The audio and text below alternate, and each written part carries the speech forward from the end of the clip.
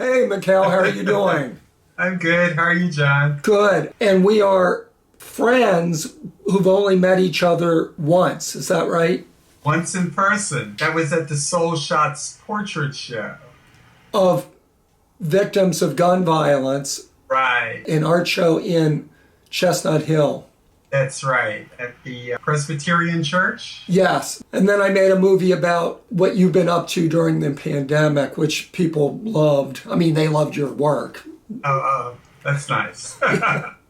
So anyway, our idea was people are always saying that there should be conversations between people of different races. And we thought maybe we should just try to do that. Yes. Can you tell me a little bit about your childhood? I was born to two great parents. Earliest years I lived in Mount Airy area. Then we moved over to West Oak Lane, had a lot of friends there. Then my father passed away when I was 8 years old, sudden heart attack. So my mother had three of us. We were all very young. So we moved to a smaller house, also in West Oak Lane. When I moved into that particular neighborhood, it was mostly all white. I think we were maybe the first or the second African-American family. So the first year, I had a lot of friends. It was a mixed community of friends. But I would say within 1 year, everyone moved away. It was all black then, and I think once I got beyond high school and education, I started to meet more white people again. The art community is a little different. It's more of a mixture of you're all joined together because you're all thinking about art. I'm 67, you're 58. Correct. So I'm a little older, but we both grew up in a different kind of time. I was from a fairly well-to-do family. My parents hired a black woman to take care of us as little kids. I mean, she didn't live at our house or anything. She lived in our town. The three of us, my twin brother and our sister, we just adored this woman. She molded us as much as anyone in the world did. Yeah. And then now you look back and is that something that was wrong or what? No. My answer to that, well, my mom was also a domestic. She just did mostly house cleaning. But she spent 30 years with one family. She watched the kids grow up, and they were sending her cards on her birthday and all of that kind of stuff. This is the thing. It was a job for her. It was a job she chose that worked well with her schedule. Right. They were kind to her. They thought about her. Many years after she retired, they sent her all sorts of gifts through the years. So you have someone who works for you that's doing all these things. What else do you know about them? That's the big question. Do you know what their dreams are, what their hopes are, their life was about? Because jobs are jobs. Lots of people need to work. Right. The difference is that if you can't say that you actually care anything more about them other than what they're doing for you that day, that's the separation point. Right. And so I could see that the people that they really cared about her. I won't say all of them. I do remember one family especially. She could talk about the one son, Arthur, and he's graduated, he's going to college. Some author wrote a beautiful story about it. And the son of the black woman was embittered because his mother liked these white kids and he felt like they kind of stole her away. You never felt that way, or did you ever have? Oh, no, not at all. I knew that I was loved, even though it was hard for her to tell us that until she got older. I think that a lot of her younger years was just being depressed over my father. And she also took the tough love angle. I've got to do this and this and this and this and this to keep us all together. But as she got older, she really said, I love you more, because I think by the time she got older, she was more relaxed. She had gotten us all to adulthood. We were all decent, contributing individuals to society. So, no, I never felt that. Being her son, I was always trying to think of ways I could take care of her and that she would never have to work. Being an artist, that doesn't always work out. But I was happy that she found something that didn't seem to drain her, that she was happy going there. And Good. in fact, I had to literally tell her it's time to retire. She still wanted to be doing it. So, Yeah. Now, you graduated from the University of the Arts. What happened after that? I went to New York, was moving around in New York, worked for a very famous musician, Miles Davis. And then I started to travel the world with him.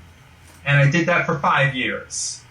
So that really opened my scope to this diversity in life. It started with all of my art friends, but then it widened the scope even more because I have like friends that live in other countries that I've been in touch with for the last 35 years. I've got good friends in Germany. I have good friends in Belgium. My daughter is of mixed heritage. She's half African American, half Dutch. She lives in Holland now. So my world was like that. But this is the thing. Returning back home, I'm bombarded with Americana. I'm bombarded with movies and books. And although in my teenage years I did read a lot of African American books, like James Baldwin and Ralph Ellison, but I'm mostly growing up in a culture where I'm looking at white artists in film the same. And of course I enjoyed it. I went from gallery to gallery in New York and I followed everybody that I liked. But at a certain point I started to realize how invisible I felt. After traveling, I ended up in LA for a while, then I came back here and I started to feel underrepresented. It actually influenced the type of work I was going to start to make. Mikel, can you talk about how your feelings about the police and the black community have evolved? In the last 5 years, I started to notice all of these killings. The majority of them were people of color. At first, you think, okay, well, maybe they were in the wrong place at the wrong time, or maybe they were up to something that they shouldn't have been doing. I mean, in the beginning, everyone kind of thinks those same ideas. But then eventually, when it becomes a repeat story and a repeat story and a repeat story of the same scenario, they weren't armed, they weren't creating any real problems. One of the things that caused me to leave LA was I was there for the Rodney King time period. Miles died in 1991, and I was living in LA and just flying to wherever he needed me to be. But when he died, I was there for 3 more years. And all of a sudden, I had this realization after Rodney King that something was very wrong.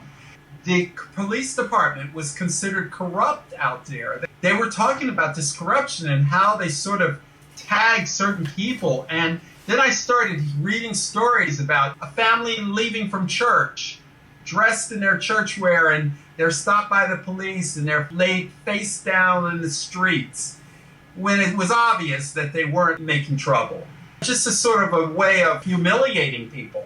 This one night I went out, I come back to having the street blocked off by police at both ends. So I said, hey, what's going on? And they said, just go away. Come back in an hour or two.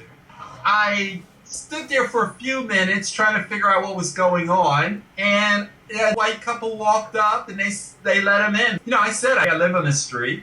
They said the exact same thing. They let them in. They told me to go away. So then I called my friend who I was staying with down the street, and I said, hey, I'm stuck outside. And he happens to be a lawyer, and he walks out, walks down to the corner and says, hey, why aren't you letting my friend in? And because of his presence, they let me in. Oh boy. Horrible. Yeah, so you'd start to realize, like, oh, so I'm becoming more and more aware, because for a long, long time, I didn't really think about those things. But the life that I was leading was out of the country and with a very select group of people. So for like 5 or 6 years, I thought about it only in the terms of watching it in the news, but also not thinking about it personally. But as I became more aware, I realized that it could happen to me at any time. Have you ever been arrested or anything like that? No, fortunately not. When we were growing up, my mom, because money was very, very tight, I have two other brothers, so it's three of us, and you know how boys can be. And this was after your dad died and Right. lost his income. Yes. And my mom never remarried. She just focused on us. Now, my mother was a bit strict and very Christian, so she had a very tight rein on us. I wasn't allowed to go out after a certain time, things like that. But her main thing was telling us, if you get into trouble, I might not be able to get you out because that comes with money and I don't have any. So a lot of the way that I handled myself was to try to avoid getting into any. If I saw trouble coming, because obviously when you're a teenager around other teenagers, you're going to see things that could possibly Go wrong. turn into something, right? So I just kind of ran away from it, you know. Yeah. One thing that you and I share is we both were held up at gunpoint, right? Mine wasn't gunpoint. Working in the city, my car was in at the mechanics. I knew that I was going to have to walk home from the train station for a couple nights. I generally get off at around 7 o'clock. It's in March of 2014. And so I'm walking a major street, lots of traffic, and I pass by a school, and I see these kids in a playground. But it's 7 o'clock, so I'm thinking it must be a game or something tonight, because it was about somewhere between 20 and 30 kids. So I crossed to the other side because I assumed that I was just going to get mixed in with them going home or whatever. Yeah. And then all of a sudden I notice that they're crossing over to my side of the street. As I was just becoming aware that maybe something was about to happen, I blacked out because they had hit me from behind. I then fell into the street. I was unconscious, and someone in a car sees the whole interaction. A woman got out of her car and she yelled, and then they ran off. So out of that came some brain damage and broken jaw, broken, orbital, broken chin, and a week in intensive care. Oh, God. Were you bitter about it? Actually, no. I went to therapy and all of that. The closest thing that I think that was going on with all of this might have been flash mobs, they call them, where they were just going around attacking random people and even posting them on like YouTube and stuff. One of my favorite films of one period of time was Stanley Kubrick's The Clockwork Orange. Oh, yeah. I love that. I saw that 7 times. Yes. And the gang were like these dysfunctional, troubled youth out to destroy, don't even know why they're doing it in some ways. And that's the way I sort of viewed them. They're coming from dysfunctional situations. Now, I think I was maybe angry for about a day or two. I typically would have held on to it longer, but when I started to think about it, I kept saying, I'm pretty lucky that this hasn't happened at some other point, because when I was in New York, there were people being mugged, and when I was, I've always heard of other people that I knew. My wife and I were held up at gunpoint, and I think that there is a pervasive fear of white people, especially white people who are not city dwellers, and they just hear these stories and they feel like you go into a city and you're going to be killed. These black guys are going to attack you. Now, how do you answer that? Because that fear, I think, is very real, and I think that's what's behind a lot of the racism in the country. I think you're right, partially. People that aren't city dwellers are afraid of the city and for those reasons. But unfortunately, I think it started with the media's storytelling of these things. If you are living in the suburbs and you watch the 5 o'clock news, the 6 o'clock news, the 7 o'clock news, one story gets told so many times that it's magnified. Not necessarily that they didn't exist, but that they weren't as numerous as they thought. It was one story that was told over and over again of how one African American did something. So when people hear it, They hear it as numerous things. Now, I'm not defending it because crime is crime. But on the other hand, everything's been set up against the culture. You have people that have grown up in poverty, or you have people that are embittered by all the things that they will never actually ever have. They take that from one generation and transfer it to another and to another. We also know there's a higher amount of African Americans incarcerated, and now they're showing that we're giving higher amounts of time in prison or sent to prison for things that they shouldn't have been. Right. So all of that is going on, and the youth are going to be more rebellious. That's across the board. They are a little bit freer. They have no sense of fear. People that are lacking all of these things. The media says you're supposed to have this and this and this. They don't see any way of getting it. They get hardened. They're going to go after it. Unfortunately, it's sad for the person who's just walking along that happens to, but it's going to happen.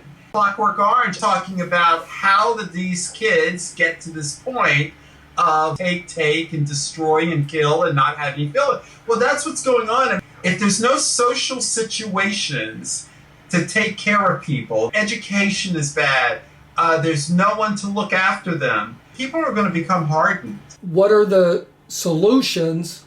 The first solution is rewriting some of these laws. A white person can get arrested for carrying a certain amount of recreational drugs on them. Gets a slap on the wrist, the African American might get a time sentence. What happened there? Now, is it that the white American had a better lawyer or better representation? Or is it that they just went to jail instantly? Yeah.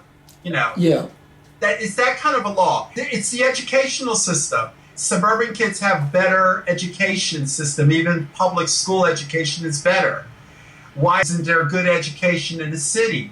It's a known fact that kids who are educated well with the right teachers, regardless of color, are going to do well. Oprah Winfrey has done that study where she's taken kids out of an urban project schools with a C average, and she put them in a private school. They were like 14 years old, and they were only bringing in C's and D's. By the time that they finished high school, they were all making A's and B's, and many of them went into Ivy League schools, for which she did pay for. Wow. And so it only goes to show you that with the right education, these kids are going to excel. I do transcendental meditation. That was one of the things that I started after my incident. They're finding that when they bring in those kinds of things into the school system, it calms the kids. They're not as stressed out because many of them come from areas where they're constantly thinking about their life, whether they're going to live another day. It's all those degradations that add to a person's becoming degenerate over time. We can even take this into war zones. If you wake up every day and at any given time a bomb can drop, you no longer have the same kind of desires that you would have if you felt safe. Yeah, exactly. What's your bottom line? Are you hopeful that the current Black Lives Matter movement is going to get some results? I'm not sure. Unfortunately, I like what's happening, but this is a repeat of the 60s civil rights, in a sense, that people got fed up. And granted, people of all color got fed up, which was a great thing about the civil rights movement, was that there was white and black walking together, staging protests. But it's the part of what happens now. Like, will it fade or will it continue? Now, there's promise because there are all these little things in the works, removing statues and flags being taken down. All those things are great and they do help. None of it is wrong. But making law that's going to change things. Everyone needs to feel security. They need to feel like they have a roof over their head, they can eat every day, and they get good education. If they set those three things up, feeling secure, medical insurance, all those things. Other countries are doing it. Yeah. The Netherlands, where my daughter is another perfect place for that. And if you have those four things, people will rise to the occasion. The biggest misconception is that I think is African Americans are in revenge mode. No one's in revenge mode. They're just trying to catch up to live a normal life. See, that's the paranoia that's being taken and fueled in the white supremacist communities, is that all of a sudden one day that we're just going to pop up and kill them or something. And no one's thinking of that. No one even wants to go there.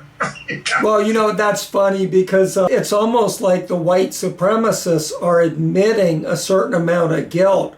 And it's like, boy, if we had been treated this way for 400 years. Absolutely.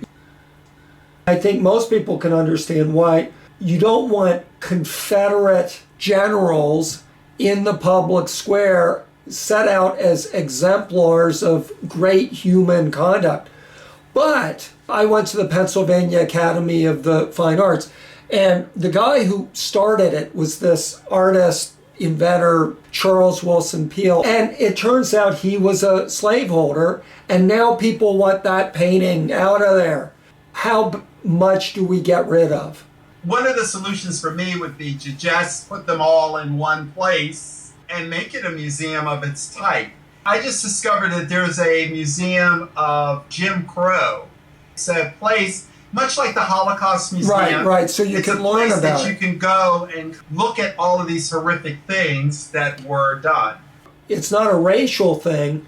Everybody is a louse and a sinner. Caravaggio, who I think is one of the greatest artists that ever drew breath, he murdered someone. He's a murderer. So should he have all his paintings burned? Well, that's true. And if you went to all of the different people that had low morals going on, it would certainly embody a lot more.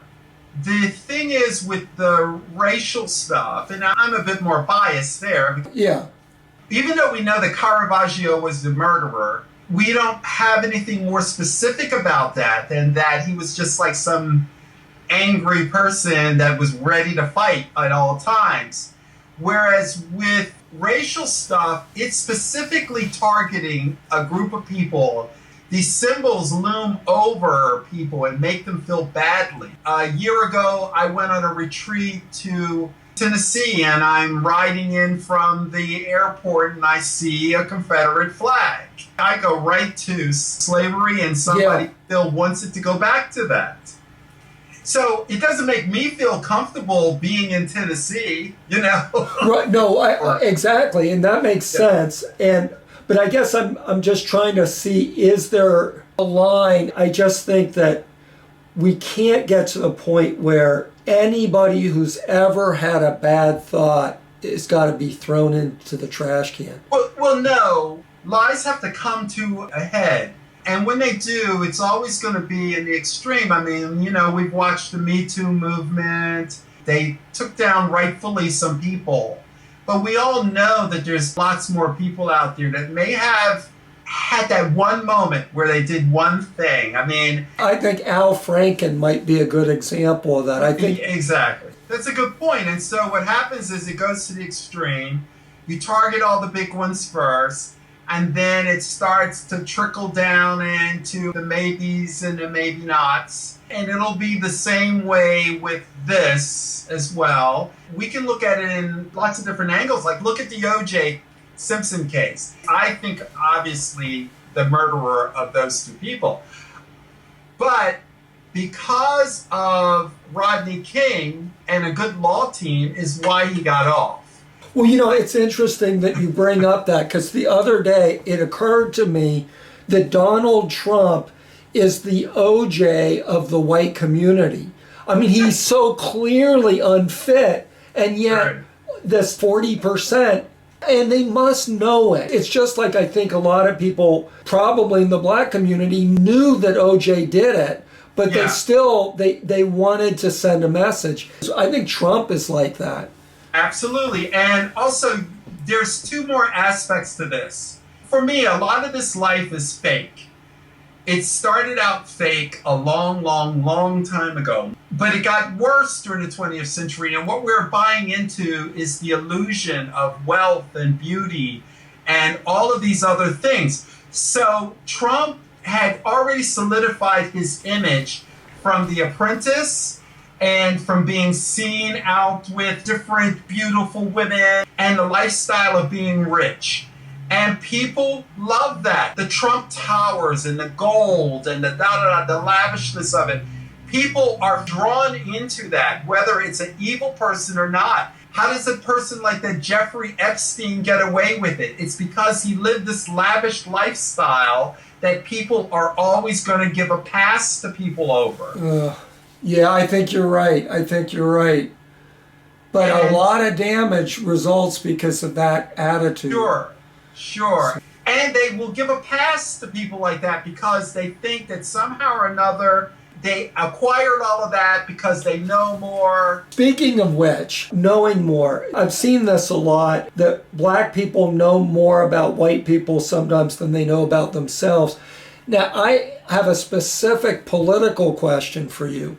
Biden, who should he pick for VP? It's going to be a woman, but should it be an African-American woman, or does that really matter? As long as he picks someone that can just get whatever's out of there this time. See, the problem is he could choose an African-American woman. That alone could send his chances of getting in out the window too. How so? Because are there enough white Americans that will vote for even a black vice president being a woman on top of it? That's a good question. I think the key thing for me would be to try to pick somebody, because of Biden's age, who could become president on a moment's notice. Yeah, there's obviously a few states that could qualify. Frankly, if he chooses a woman, that I'm happy with, period. Okay. A lot of this is banding together. So, for example, we all know that there's a certain amount of white people and there's a certain amount of black people that want the same thing, and Latinos and Asian and all of that. So we're grouping together, and maybe the other part of white America, maybe that's what they're afraid of, is that there's too many people that are going to overpopulate their ideas, banding together, because as a minority, we don't have enough. We're only 14% here. Each of the other groups, we would have to all band together against this white supremacist idea. Right. The reason that Trump won is because of the white supremacist support, I believe. As much as I am progressive and would want to see all of this move forward, it almost seems like it has to move in small steps. Because, let's face it, Trump is a retaliation against the Obama administration. Yeah. That's really what this is. Yeah. He was put in because he is the opposite of that, and they know that he was trying to find every reason to doubt even Obama's authenticity. Yeah, the birtherism. Right. Yeah. So the fact is that I don't want that to have a counter effect for Biden, who needs to get in there. Right. So, well, all we can do is hope and vote. That's right. Mikel, thank you very, very much. Thank you.